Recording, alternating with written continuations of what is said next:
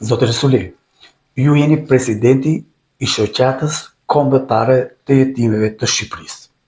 Si e shikoni situatën e fëmijëve sot në Shqipëri? Sot jemi 20 maj, është dita kombëtare në ndihmë të fëmijëve jetim. Aktualisht do të thënë që shumë pak gjëra kanë ndryshuar nga situata dhe problematika të ndryshme që paraqesin kategoria e fëmijëve me mungesë kujdesit prindëror. Do të thënë që problematika primare, e cila ende nuk ka gjetur asnjë ndryshim, është denigrimi që i bëhet kësaj kategorie për shkak sepse ligji nuk ka ndryshuar dhe njëkohësisht gama e atyre fëmijëve që janë jetim me status jetim është shumë i vogël. Aktualisht jetim në bazë të ligjit përfshihen gjithë ata persona të cilët ose nuk i kanë të dy prindrit, ose janë braktisur, ose nuk i është dhënë atësia. Dhe duhet thënë që handikapi më i madh i ligjit është pikërisht që fëmijëve të cilët nuk është dhënë atësia e marrin statusin e jetimit, ndërsa fëmijët që u kanë ndruar jetë prindërit e tyre nuk e marrin statusin e jetimit. Kjo është edhe lufta apo përpjekjet kryesore që ne bëjmë për të rregulluar pikërisht pra bazën ligjore me anë të cilës të përfshijmë një gamë më të gjerë të jetimëve. Një gangrenë e dytë është strehimi i jetimëve, edhe pse ligji i jep përparësi që të strehohen të gjithë ata jetim të cilët dalin nga rezidencat jetimore. Pra ky ligj nuk ka zënë vendin e duhur dhe ka me dhjetra fëmijë jetim të cilët kanë dalë nga institucionet dhe ende janë pa strehim. Dhe gangrena e tretë është sot fëmijët jetim të cilët janë në të gjithë Shqipërinë, ndonse kanë dëshirën dhe mundësinë dhe aftësitë shumë të mira për të arsimuar, e kanë të pamundur që të ndjekin studimet universitare. Kjo për shkak të financave të dobta që kanë familjet e tyre dhe njëkohësisht çmimet e larta për të cilat nuk mund t'i përballojnë në universitete.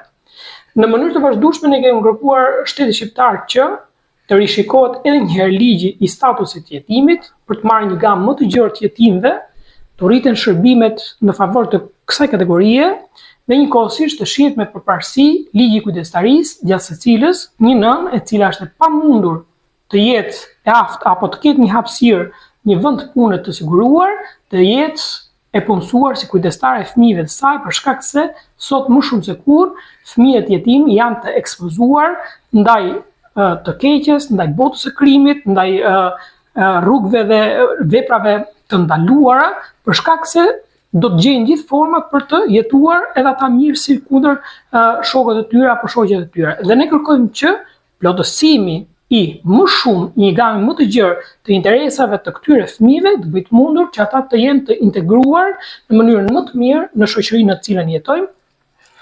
Si shikoni fëmijët jetim në situata rruge? Në gjithë territorin shqiptar, situata rrugës, fëmijët janë jo vetëm jetim, po fëmijë të lloj të ndryshëm të kategorive që lipin nëpër mjetet, nëpër kryqëzime, nëpër çdo vend. Si shikoni ju këtë? Interesi jonë madhor ka qenë dhe është gjithmonë që fëmijët me mungesë të kujdesit prindëror të mos dergjen rrugëve. Jo vetëm kaq, por edhe të mos përfshihen në punë të lehta apo të rënda në moshën minore. Ne kemi interes që t'i ndihmojmë të përkujdesim për ta, të bëjmë arsimin profesional të veçantë, në veçanti pra, që ata të jenë të profesionalizuar dhe nesër të jenë të integruar në shoqëri. Padyshim që ka fëmijë të cilët gjenden rrugëve duke lypur apo duke bërë punë të rëndonta, por që këto ne duam që dora e shtetit të vendoset të ndalojë në mënyrë të menjëhershme çdo rast që evidentohet për shkak sepse kjo është një shkelje e të drejtave të fëmijëve dhe njëkohësisht duhet të shohim ne pra se sa eficiencë e bëjmë këtë shtet për t'i ndaluar pikërisht këto veprime të cilat nuk janë absolutisht pra as për tu mbështetur, as për tu shikuar në asnjë prej rrugëve të Shqipërisë. Ju pak më parë folët për ligjet që janë në mungesë për këtë lloj kategorie.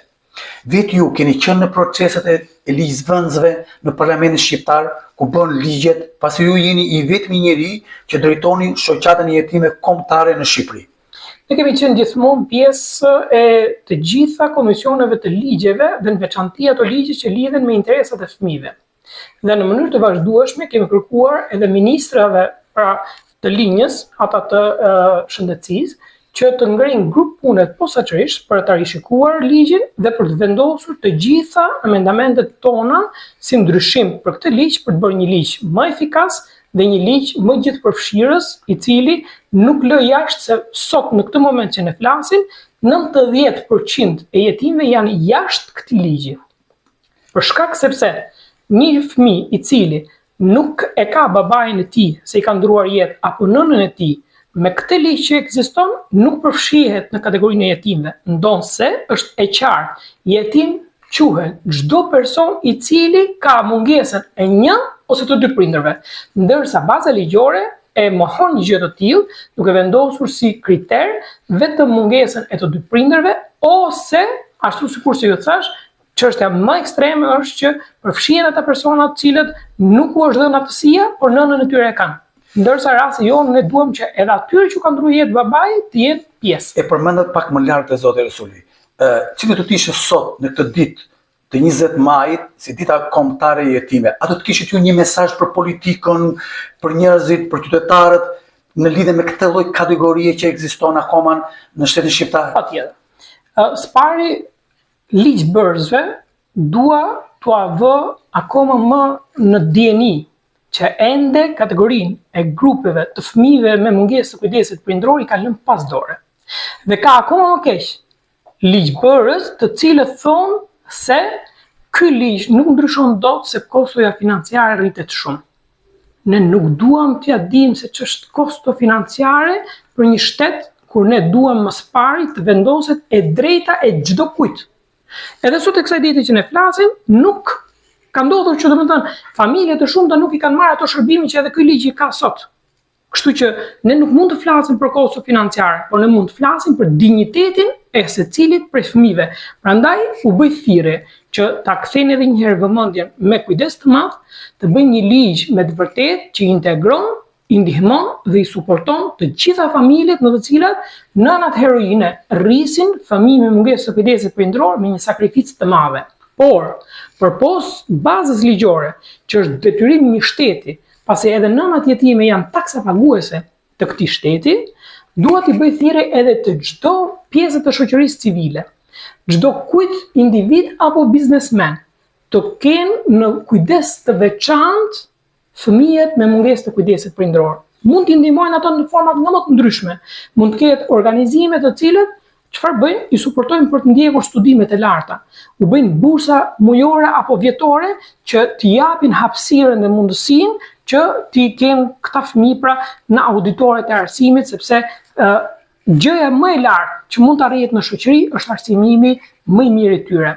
Dhe njëkohësisht dua t'u bëj thirrje edhe çdo njësi administrative, bashkie, pra pushteti lokal, që të shohin me kujdes tek të gjitha programet e strehimit të vendosin si kritere që fëmijët me mungesë të kujdesit prindror apo familjet e tyre, nënat me kujdes pra të fëmijëve me kujdes prindror, të jenë në krye të listës për të përfituar nga strehimi social, se nuk mundet sot të shohësh një nënë që ka fëmijët me kujdes prindror, pra jetimët për t'i rritur dhe ato i ketë të pastre, pra i ketë në rrugë të madhe. Ne duhet bëjmë çmos që mos i lëshojmë këtë kategori në rrugë të madhe dhe t'i bëjmë vetë ta injektojmë ne që ata të bëhen pjesë më e keqe e shoqërisë, por t'i integrojmë ata në mënyrë më të mirë të mundshme. Zotë Resuli, faleminderit për të intervistë kaq gjatë për televizionin Apollon. Je falenderoj edhe unë shumë.